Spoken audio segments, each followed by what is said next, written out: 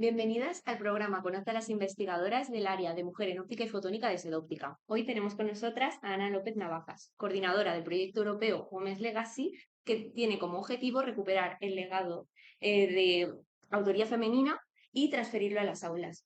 Bienvenida, Ana, y muchas gracias por estar aquí. Pues nada, igualmente. Hola, Ana. Sí. Bueno, para empezar, ¿nos cuentas un poco tu trayectoria personal hasta acabar trabajando para la Generalitat Valenciana en este proyecto? Vale, sí, es un poco ahí. Yo era profesora de educación secundaria. Ujú. Dentro de mi área, lengua y literatura, empecé a darme cuenta que faltaban algunas mujeres. Lo que pensaba que en principio era algo excepcional y que se podía ir recuperando, me fui dando cuenta que era una carencia cada vez mayor. Cuando empecé a meter las narices en las otras áreas, me di cuenta que ese fenómeno se repetía. Así que, bueno, me di cuenta claramente de cuáles eran esas carencias. A partir de ahí empecé a pedir proyectos de innovación educativa que cogieran, fueran trabajando en pequeñas áreas y también de investigación. Hasta que bueno, realicé la tesis, pedí un proyecto de investigación mayor para analizar un poco el estado de la situación sobre referencias femeninas dentro de todo el sistema educativo. Y después de ese panorama que se repetía además en toda Europa y en todo el mundo, empiezas a reflexionar sobre cuáles son las maneras de actuación. Y a partir de ahí me di cuenta que las políticas educativas son muy importantes porque hay una separación muy marcada entre lo que son los avances de la investigación y la transferencia de esa investigación. De manera que los beneficios, las aportaciones que esas investigaciones producen, acaban pasando muchos años antes de que esto produzca el fruto. De manera que pensé lo que pensé y decidí que las administraciones educativas eran el principal lugar para poder poner en marcha las soluciones que el diagnóstico de ese análisis había puesto de relieve, ¿sabes? Y bueno, ahí fue cuando me metí en la administración, que todo se ha dicho. No sé si fue una buena decisión. Por eso son territorios cortesanos donde hay que saber moverse, ¿sabes?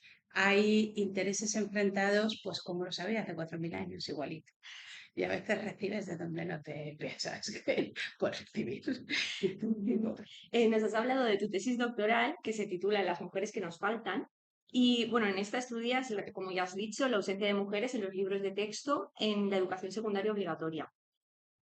Esta temática, ya has dicho un poco cómo te empezaste a interesar en ella, pero ¿por qué elegiste esta en particular para hacer un proyecto tan grande como es una tesis doctoral? Bueno, te lo digo, porque, a ver, elegí como etapa de estudio esta carencia, esta Ujú. falta de referentes femeninos es absoluta desde infantil primaria hasta los grados universitarios. Y de alguna forma esa transversalidad lastra la docencia infantil, la docencia desde la educación secundaria hasta las aulas universitarias y la investigación. Ujú. Todo lo lastra, ¿vale? Tiene una importancia y unas implicaciones grandes. Pero ¿por qué yo elegí esa fase? Porque es la última etapa de la educación obligatoria, es decir, Ujú. la que nos toca a toda la ciudadanía. El 99% de la ciudadanía pasa por esa etapa obligatoriamente. Por tanto, lo que se da ahí marca, de alguna manera, todo lo que después pensamos. ¿Qué, qué referentes culturales, qué visión de mundo tenemos? Ujú. Que es ahí, es eso lo que me interesó especialmente. Entonces, ver en qué visión de mundo nos estábamos educando todos y todas, no solamente el área STEM, las humanidades, el área deportiva, sino me interesó especialmente. Por eso lo centré ahí y la centré en las referencias. Referencias además que me ceñí a las humanas. Pueden ser referencias de otro tipo, no. a las humanas, Ujú. no a los personajes, a los mitos, a las leyendas, a las que todo esto también nos cuenta, ¿eh? El funcionamiento. Pero yo me centré en esto, porque después la solución venía también por mirar a ver cuántas había, ¿no? Por eso lo escogí, porque sus implicaciones son grandes, importantes.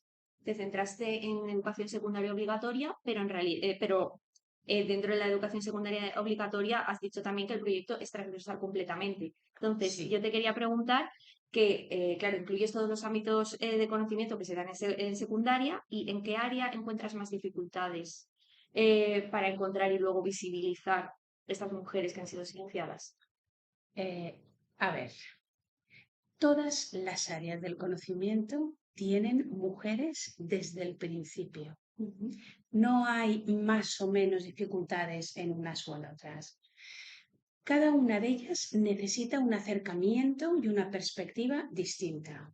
Por ejemplo, dentro del área STEM, y lo digo porque estamos hablando de este tema, hay varias cosas que importan sobre las aportaciones de las mujeres desde el principio. Han sido, o sea, las aportaciones, contar una historia de la ciencia con las aportaciones de estas mujeres, tiene que ver también con ampliar lo que entendemos como ciencia, los espacios donde se hace ciencia, no solamente en los laboratorios, sino también en otros espacios más cotidianos. Una ciencia de carácter práctico que sirve para tomar decisiones, que nos hacen avanzar en higiene, en vida.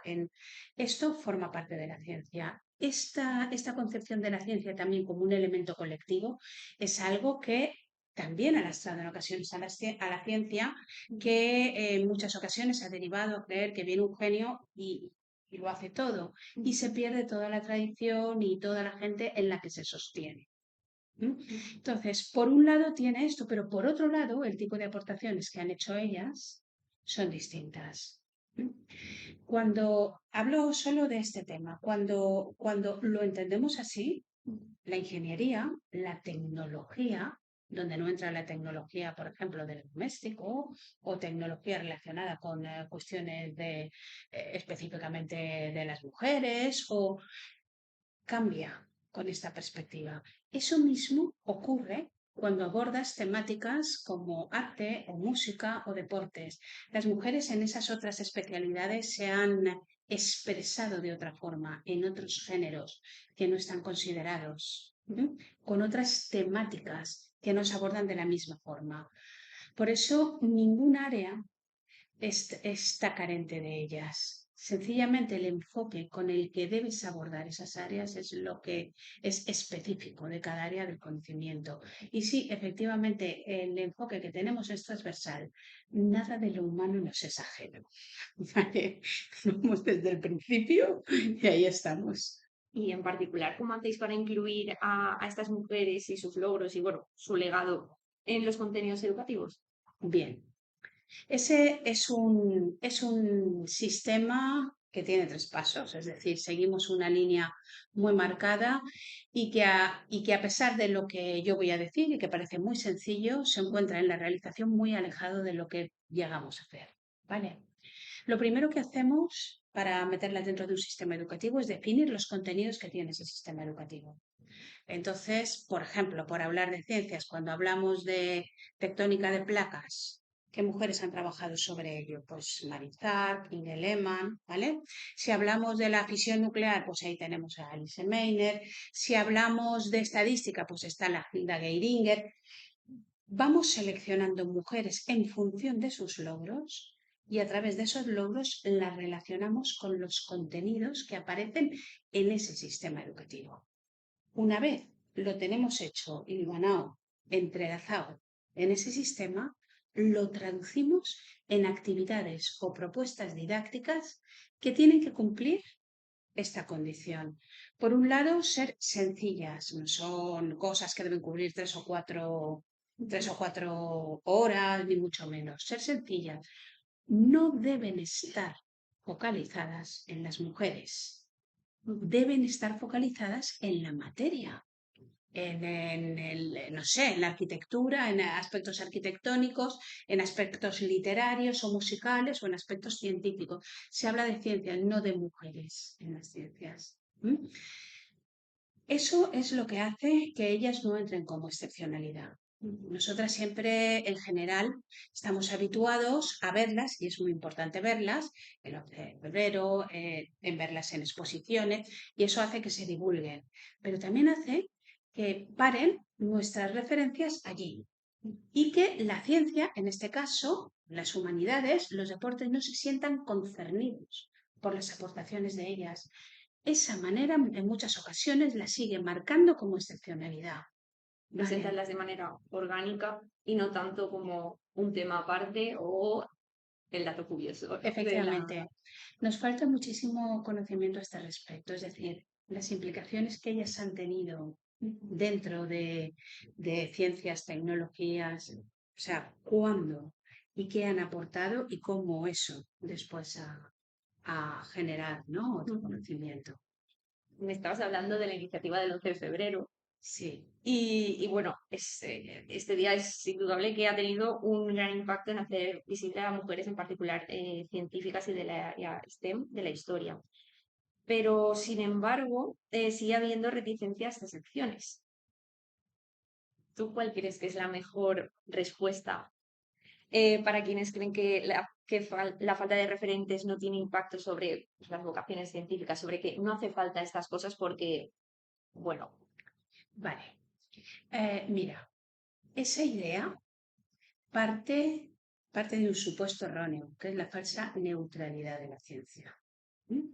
Entonces, la ciencia es neutral y, bueno, los referentes son masculinos, por lo tanto, está negando las referencias femeninas, no hace falta tenerlas a ellas. Parte de esa idea. Entonces, esa concepción de la ciencia que implica la idea de que la falta de referentes da igual porque ha habido pocos o tal, pero que, en fin, el hecho que se haya hecho también sirve para las chicas, implica directamente esa concepción errónea. Eso por un lado. Por otro lado, el tema de que se haya puesto en marcha todos estos sistemas para visibilizar a las científicas es bueno, las vamos conociendo y poco a poco no tiene que ver con lo que estamos haciendo nosotras, que actuamos mucho más directamente sobre los contenidos, pero es muy positivo, porque va generando ejemplos del tipo yo quiero ser como. ¿Mm? Sabemos lo que pasó con este equipo de fútbol en Lérida, el equipo de fútbol que jugó en la liga masculina de jóvenes, acabó ganándolos a todos y en esa misma semana se crearon 3 equipos femeninos más, ¿vale?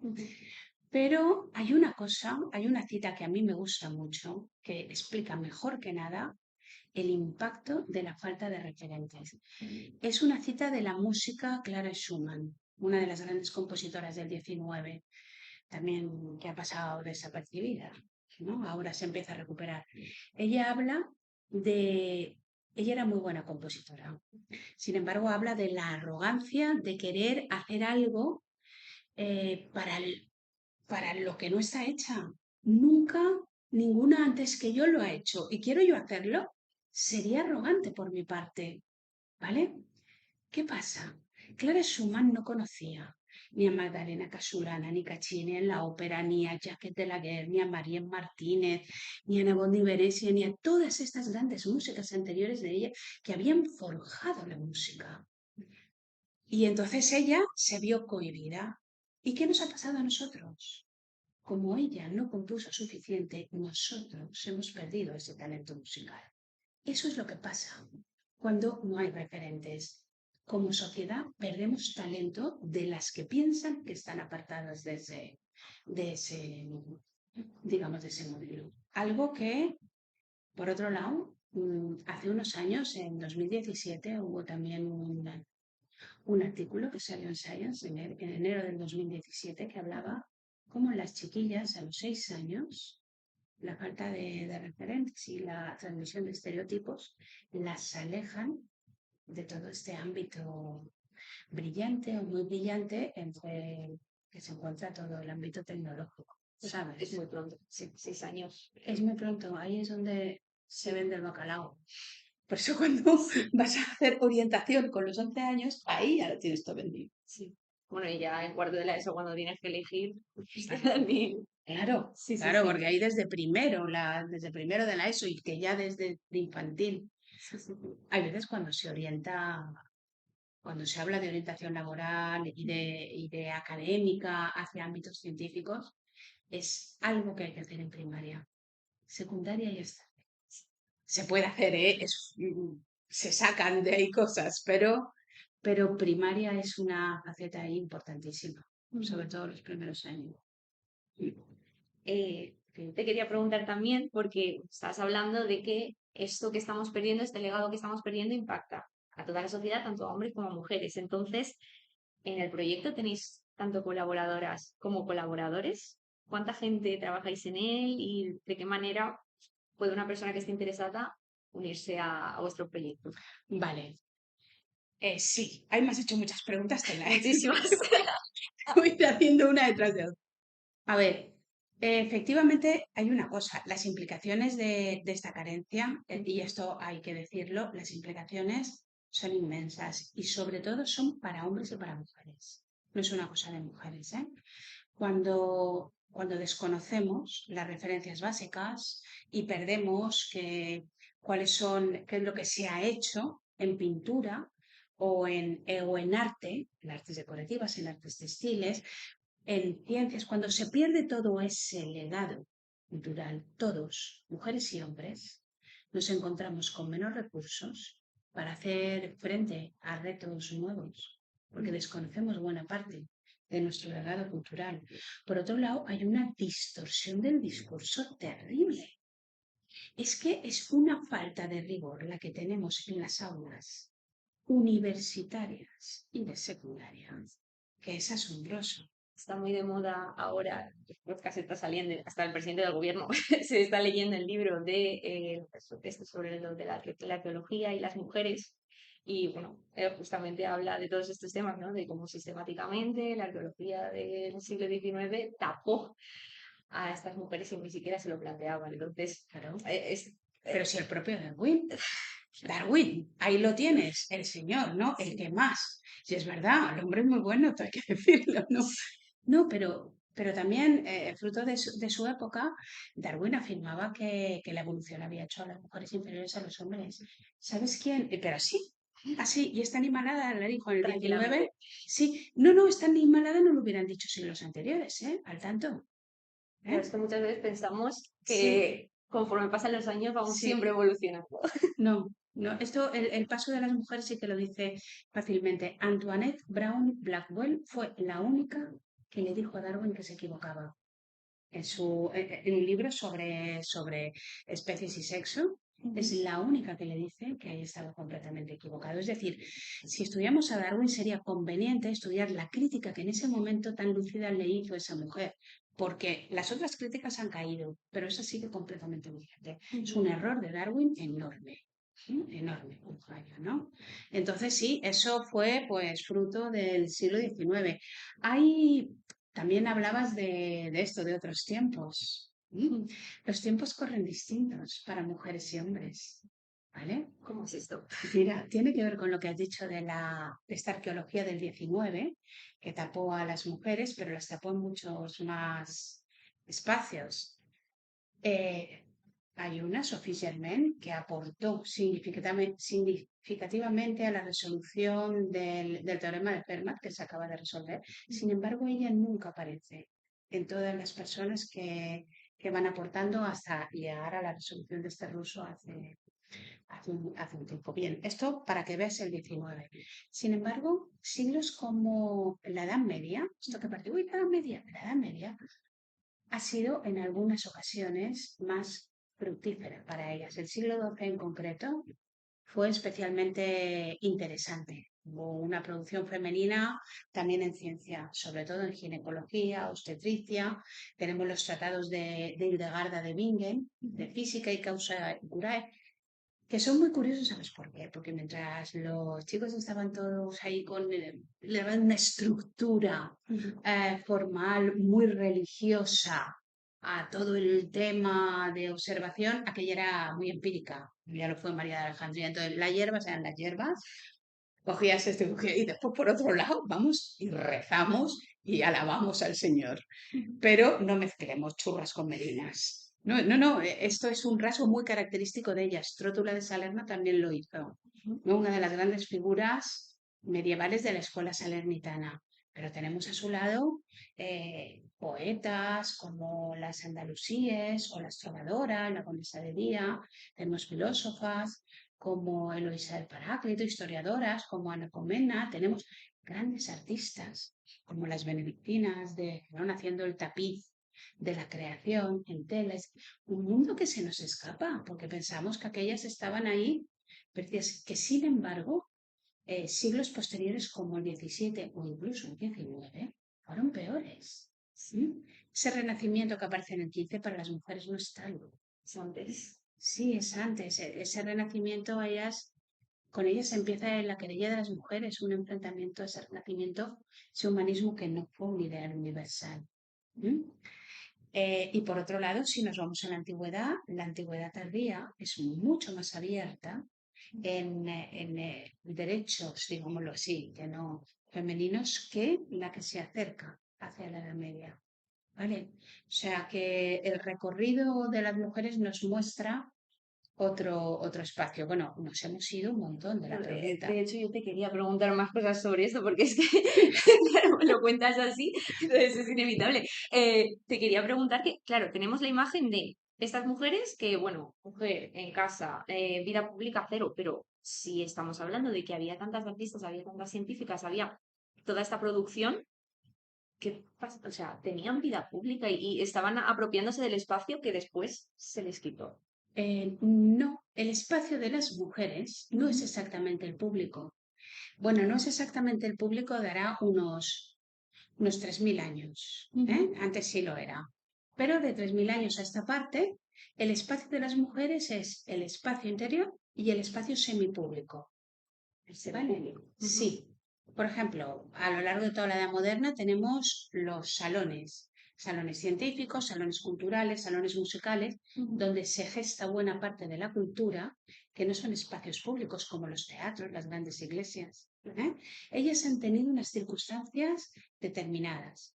Menor acceso a la educación reglada, más dificultades para la profesionalización, más dificultades para el poder público, el que se gestiona, el que, sin embargo, dentro del tema ahí sí que han podido desarrollarse. Por eso, la expresión artística de las mujeres tiene que ver con artes decorativas, con cuadros de pequeño formato, la expresión musical tiene que ver con cantos y músicas relacionados con la vida, tiene que ver con pequeño formato donde estamos unas amigas y tocamos y entonces esa música, ¿sabes? ¿Vale? O sea, no es que el espacio público y el espacio privado, es que cada uno en su espacio ha generado producción cultural sin la cual no podemos entender ninguna época ni ningún área del conocimiento. Ellas han producido menos figuras que ellos. ¿Por qué? Pues muy claro, porque el acceso a los medios ya la... Ha podido haber compositoras como Bach, por ejemplo, o como estos eran los grandes maestros de capilla, o eran... Bueno, es que no han tenido posibilidad de hacerlo así, pero sí han tenido, por ejemplo, en la ópera, cuando venían de oficio, sí que tenían ahí para componer. Vale, entonces, hay que contar con que esta estructura está vigente básicamente en estos últimos 3.000 años, pero eso no ha impedido que las mujeres hayan aportado otros géneros, otros espacios, otras perspectivas, otras finalidades, otros objetivos y además que esa aportación resulte completamente indispensable para entender lo que es el conocimiento humano. ¿Vale? Eso es lo que debemos tener en cuenta. Si no tendemos a hacer eso de que es que los hombres han hecho esto y igual las mujeres han hecho lo mismo que los hombres, no, ni los hombres lo de las mujeres. Claro. Pero sí que se han incluido entre ellos, entiendo. Por supuesto, por supuesto, por supuesto. Mira, una de las cosas, de las carencias estas más que antes hablábamos de la pérdida cultural tan gorda, esa distorsión del relato cultural. Pero otra de las cosas importantísimas que pasa es la falta de reconocimiento de las mujeres. Esto que estamos peleando ahora por recuperar.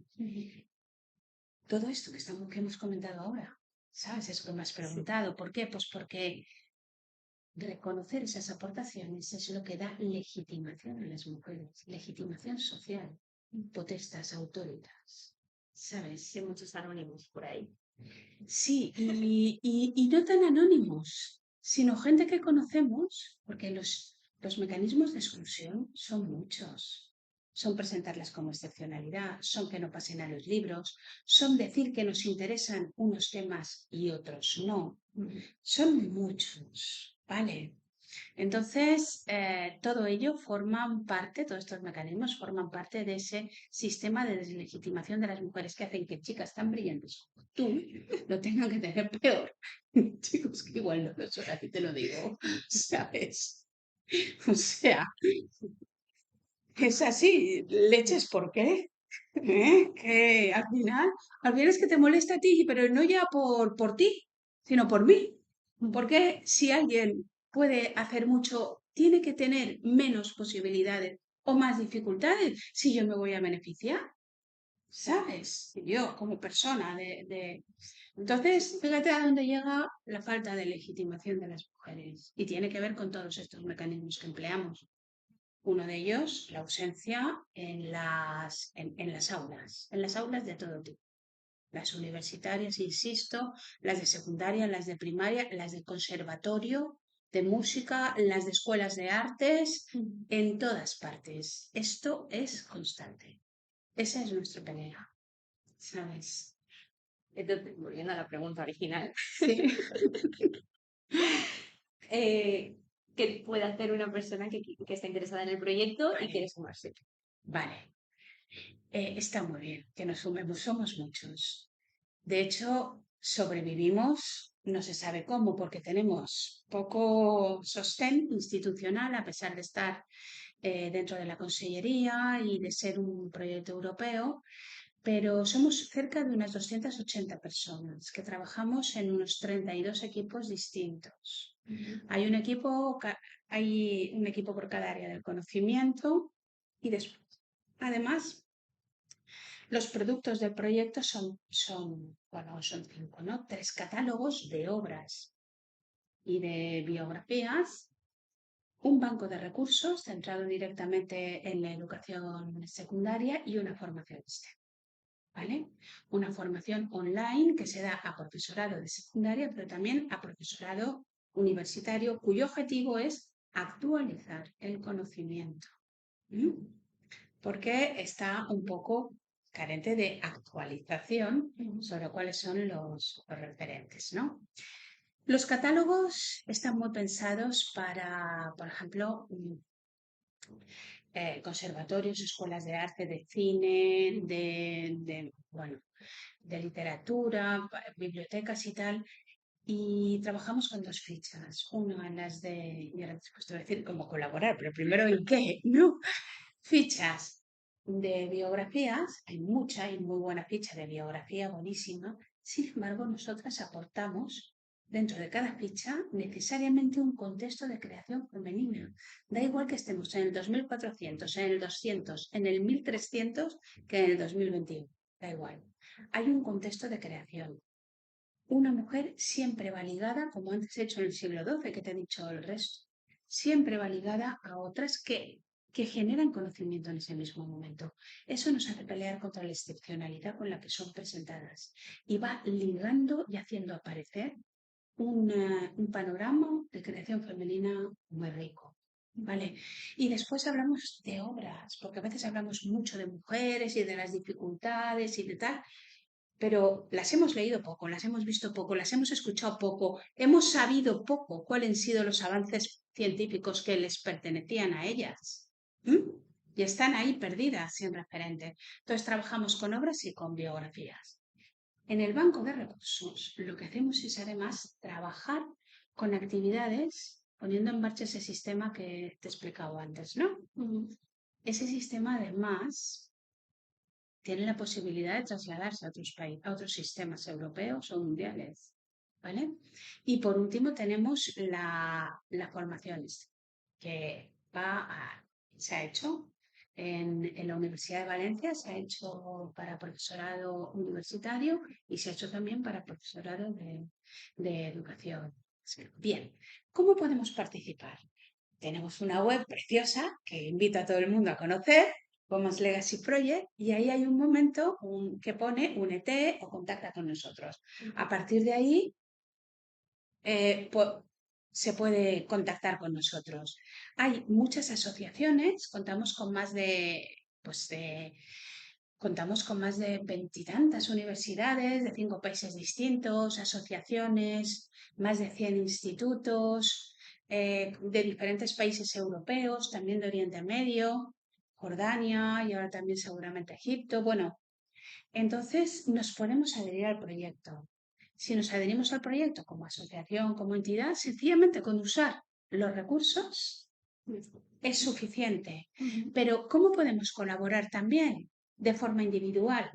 Que es muy deseable, que desde aquí pues hay que abrir los brazos a cualquiera que, por ejemplo, si eres especialista en algo, puedes hacer un trabajo especializado de obra, de biografía. Puedes hacer, con tu trabajo, puedes colaborar en eso en concreto o puedes entrar a participar de los equipos que en cada una de las áreas vamos dando. Vale. En fin, la pelea es larga, ¿eh? Es que de hecho te iba a preguntar pues por la pelea, porque siendo un proyecto europeo, imaginamos que tendrá un plazo final. Y bueno, ¿cuál es el futuro? ¿Qué es lo siguiente? Vale, sí, el plazo está ya. Esta primera parte está acabando, acabará ahora con el verano del 2023, pero hemos pedido un nuevo proyecto europeo eh, que durará 2 años más y antes de que acabe, la idea es ir diversificando el proyecto en áreas, ¿no? A partir de una plataforma que hemos hecho para que se incluyan varios países y varias lenguas. En estos momentos también, bueno, hemos sido invitadas a Bruselas, por la Embajada Española, de España allí, y también dentro de la Comisión Europea y del Parlamento Europeo están interesados en ver cómo este sistema puede trasladarse a otros países. En el siguiente proyecto trabajaremos con Francia, con el sistema educativo francés, de forma que podemos presentar ya esto, ¿no? Y trabajaremos también con muchas universidades. A las universidades, por ejemplo, la metodología en la investigación, tanto desde la bibliografía como a la hora de plantear algunas bueno, te voy a decir cosas clarísimas. Cuando estudias desde literatura, desde historia, desde música, ciertas épocas, ciertos géneros, nunca las estudias a ellas, desde arte. Se habla mucho de retrato de las mujeres, pero no de las autoras que han retratado a las mujeres. Cuando desde las ciencias, por ejemplo, se hacen sobre todo las aplicadas en biología y en medicina, lo tenemos, ¿no? El hecho de que, pero lo tenemos hasta la última ha sido el COVID, el hecho de que no cogen mujeres y por tanto cuando aplican conclusiones, esas conclusiones son erróneas porque mujeres y hombres no tienen un funcionamiento similar, que una cosa tan obvia como esa siga lastrando, ¿sabes? Digamos, el trabajo científico o el trabajo de investigación de otras áreas, pues es una cosa que pesa, ¿no? Así que en ese sentido también es importante. Bueno, pues sí, eso es con lo que queremos continuar. Así que ahora tendremos 2 años y ahora vamos a ver si se puede presentar allí y entonces otros países también pueden unirse. Trabajamos con movimientos y con todo, pero en fin, da un poco de vértigo, ¿eh? Porque tú te vas viendo ahora vienen las lituanas y unos movimientos y dices, ¿y esto? Y las japonesas, y madre mía, ¿y cómo encajo yo aquí en las edades? No, la edad media, pero esto es de aquí. ¿Y qué pasa con Claro. las africanas o con las japonesas cuando vienen? Pues claro, vas llegando a esos puentes y tienes que ir saltándolos, ¿no? Atravesándolos cuando vienen. Se trata y lo que pretendemos es proporcionar herramientas y plataformas para un cambio profundo. Y los cambios profundos son costosos y tienen que estar bien fundamentados y son el trabajo unido de muchas personas, ¿no? Y eso son cosas difíciles. Pero bueno, ahí estamos. Los cambios profundos también son a veces incómodos. ¿Te has encontrado reticencias a lo largo del proyecto? Claro que sí, claro que sí. Es más, mira, muchas. Y de hecho casi podría decir que estructurales. ¿Vale? De hecho, hay veces que lo he comentado, si este proyecto nos hubiéramos dedicado a pintar algo, ¿no? A poner, lo hubiésemos tenido más fácil que lo que estamos haciendo. Lo hemos tenido a nivel de apoyo institucional, ¿vale? A nivel de difusión. Entonces nos hemos encontrado con gente que ha entendido bien el proyecto y que su amplitud y la implicación que nos ha ayudado, pero gente importante o gente que, o sea, o instituciones que pueden apoyar y dar sostén económico que, pues no es que digan que no, pero siempre encuentran otras cosas mejores a las que dedicar, ¿sabes? Intereses y esfuerzos. Y después, sí, hay gente que individualmente también está muy sorprendida con esto. Tiende a pensar, como esa pregunta que me has hecho de los referentes, ¿no? Si no importan los referentes, tiende a pensar que son pocas y que no han, ¿saben? No es relevante conocerlas. Lo relevante sigue siendo otras cuestiones. No se percibe la distorsión tremenda que este relato científico y cultural que hemos naturalizado como universal implica. Es terrible y es muy difícil percibirlo. ¿Sabes? Eso es una de las principales dificultades. Bueno, pues muchas gracias. Es un placer tenerte aquí y hablar contigo. Eh, nada, eso. El placer ha sido mío. ¿Eh? Quédate aquí al lado. A ver, después de todo el rollo que te has soltado. Ha sido súper interesante. Y está a YouTube y a todas nuestras redes sociales. Pues gracias a vosotras realmente por poderme, pues por llamarme y por dar voz a estas cosas. ¿Sabes? Muchas gracias a vosotras, Ana.